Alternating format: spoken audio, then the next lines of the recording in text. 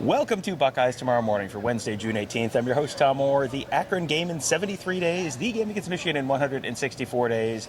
We are at Ohio State 7-on-7 camp, last camp of the summer. But we're not talking about 7-on-7 camp because we just got to talk to Ryan Day and had one of those classic, I'm sorry, did I just hear you right? Yeah. Kind of moments. Ryan Day was talking about the running backs and what they're going to do about running back depth. They feel pretty good about things, and obviously get your two guys, and James Peoples and Sam Williams-Dixon were pretty good over the course of the spring. Then, they've got some walk-on options. And, of course, Tony, there's always Caleb Downs. Apparently there is always Caleb Downs, and he just kind of threw that in there that if need be, they can play Caleb Downs at running back, and it's something they've talked to him about. Talked to him about it in the first recruiting, talked to him about it in the second recruiting, and even it said they ran an option pitch with him in the spring, just to know like it's still there. So yeah, I'm typing all of this as he's talking, and I'm listening, and then that comes up, and you're like, that's like the record scratch of the typing. You're like, what? And you look up, like, what did you say? Is there a different Caleb Downs on the roster that I'm not thinking of right now? Yeah, that feels like that's probably a little bit of a break glass in case of emergency thing. I think it would take quite an emergency probably to get to that point where he's, maybe you see that in a package somewhere at some point. I can't imagine that's going to be we're going to limit him to 12 to 15 carries a game. Like, it feels like that's much more of either, hey, you really need something, something different, something completely out of the box, or just to create a distraction, if anything else. Well, I will say, Tom, you say break glass in case of emergency. Last year they had Xavier Johnson and Chip Trainum. The year before they had to break glass and move him from linebacker to running back. Xavier Johnson has been a receiver for the last few years, but has had to play running back each of the last 2 years. So they've had to break that glass. And Travion Henderson has an injury history. Quinshon Judkins at this point does not.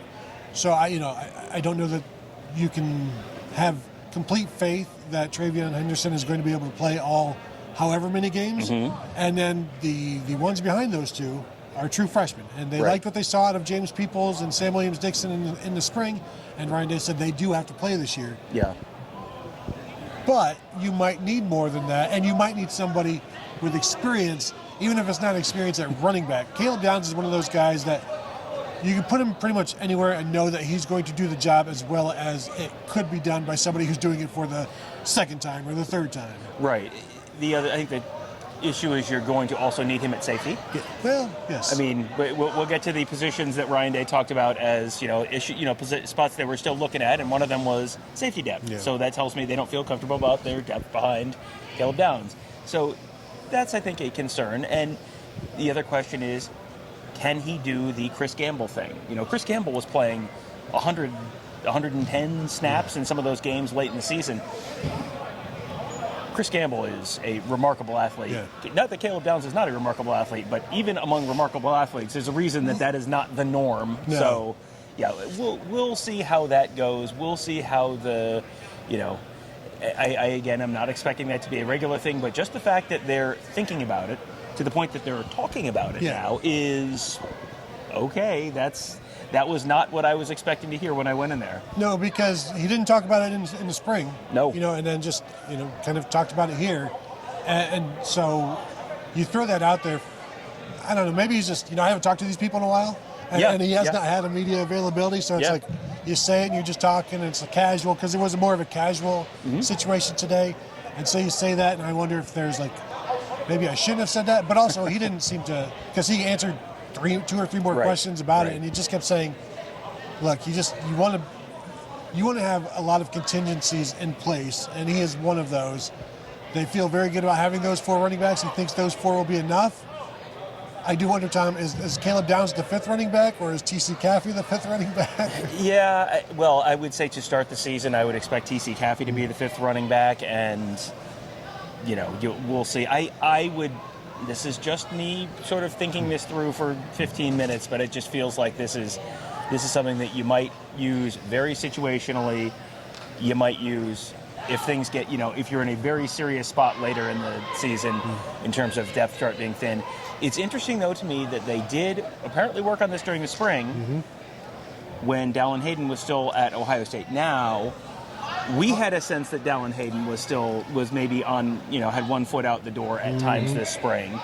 So, and Dallin Hayden did leave before the end of the spring, and he didn't say, was this practice 1 or was this practice 13? We don't know when the pitch played out to Caleb Downs happened. So you think, Tom, right now, this is you saying, Dallin Hayden saw the pitch and was like, that's it? That was the pitch that broke the camel's back? That's not exactly what I was saying. I think it is interesting that they were working on this, that this was something that they did in the spring. And, you talk to guys about a bunch of stuff during recruiting. They talked to JT Tuimoloau about playing basketball during recruiting. Has JT Tuimoloau stepped on the floor for Jake Diebler? He has not.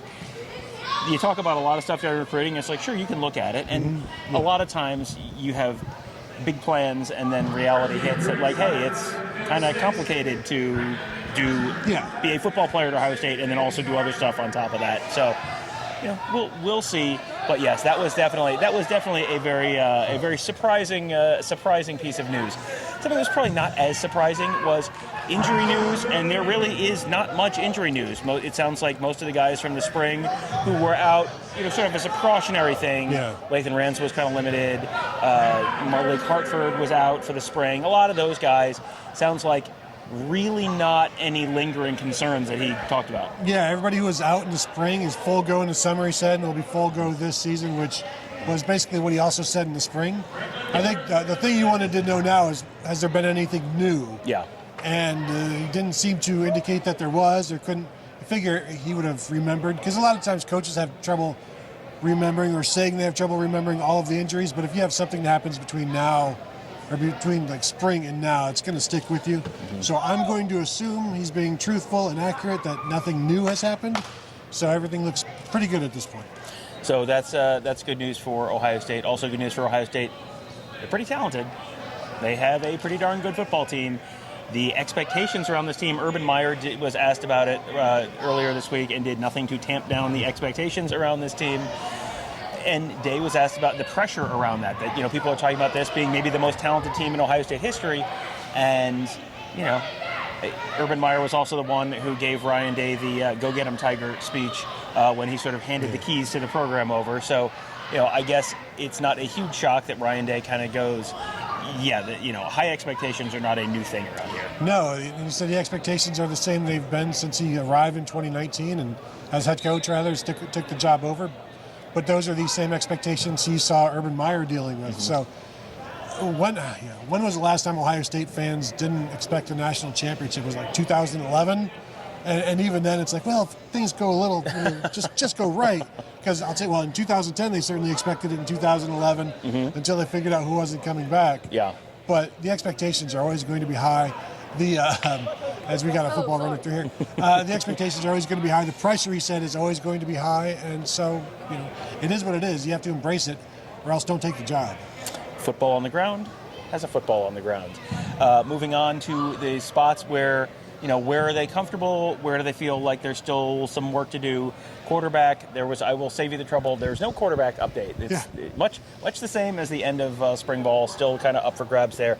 But there were at least 3 other position groups where they're still looking. And this is not, what was interesting to me was there's really only one that he talked about other than quarterback that is a starting position that's really a little bit unsettled. Everything else was kind of depth. And boy, you want to talk about first world problems. Well, we've got some depth questions at a couple spots is a pretty first world problem. Yeah. So, there's still the same question that he's had all since, the spring is that right side of the offensive line. And he keeps saying the right side of the offensive line because they feel Josh Fryer can play either spot. And he's gotten better from the summer to now and was able to build off of starting last year and learning where he needed to get better, finding out what gave him trouble, working on that, fixing that. They say he can play either, but right now they're leaning towards him staying at tackle. So then if your biggest concern is finding a right guard, like you are the 99.9% percentile of first world, because if that's you, anywhere on the offensive line, it's probably like if you have a problem on the offensive line, please make it one of the guards. Don't make it center. Don't make it one of the tackles. And that's where they are right now. And I still feel pretty confident that there's somebody that can play right guard pretty well. They've got a bunch of guard types. Yes. So shouldn't be hard to find one. Right. You've got Luke Montgomery, who is if he wasn't a 5-star, he was a high 4-star. You've got Tager Shabola, who's been around for a few years. You've got Carson Hintzman, who started at center last year, and if he's not going to start at center with Seth McLaughlin starting, well, then you've got him there too. This is not a 3 lottery tickets kind of thing. This is you've got the floor there is one of those guys is going to be a playable Big Ten offensive lineman. At the minimum, one of them is going to be a playable Big Ten offensive lineman. And then the ceiling goes substantially up from there. So, a little bit of uncertainty, but if there was only one guy who was playable at a Big Ten level, you wouldn't really have a question. It would be like, well, we know who they always talk about the best 5. If you don't know who your best 5 is, that means, assuming these guys, are playable, you've got more than one playable option. I'm just thinking about this now. Do you think it's telling that he didn't mention center as a job that is still available? Well, yeah. Or is it just because they know somebody can play it? I was trying to parse out whether the center was part of the right side of the offensive line or not. I mean, I know it's literally the center of the offensive line, but when they talk about the right side of the offensive line, are they talking about we feel good about left tackle and left guard and we, everything to the middle and right of there? Or well, I do think they're connected because part of that right side might be part of the center conversation. Correct. So. Yeah. If I'm betting right now, I think I would bet on Seth McLaughlin as the center, and then one of the 3 names I just said as the right guard, and Josh Fryer as the right tackle. They would feel comfortable about Fryer at right guard, but it sounded like they were very happy with what he was doing at right tackle. And they looked into the portal to see if there was anybody there, and really not a lot of names in the portal post-spring, as anybody that pays attention knows, because there just weren't many guys. And so they felt better about the advancement that the guys on the team were making, especially compared to what was out there. And one final thing, Doug Maurice did ask about the departure of Aaron Dunston, on-campus recruiting coordinator for Michigan, for Ohio State, who then went up, took a promotion at Michigan. Day was asked about it just because I'm sure people wonder, hey, did he talk about it? And the answer is he said just wanted to talk about the people who are currently at Ohio State. So he was asked about it, did not really have an answer, which is kind of what you'd expect, but you have to ask. So that covers that. That's sort of your update on the status of Ohio State football as we wrap up the summer camp season. And then now we're about to start heading into we're about to wrap up the official visit season in about a week. Then you have recruiting commitment season coming soon, could come very soon for some guys, and you get into early July once guys wrap up their visits, tend to have a little bit of a wave of commitments then. And then we head to Big Ten Media Days in just over a month. Cannot wait for that.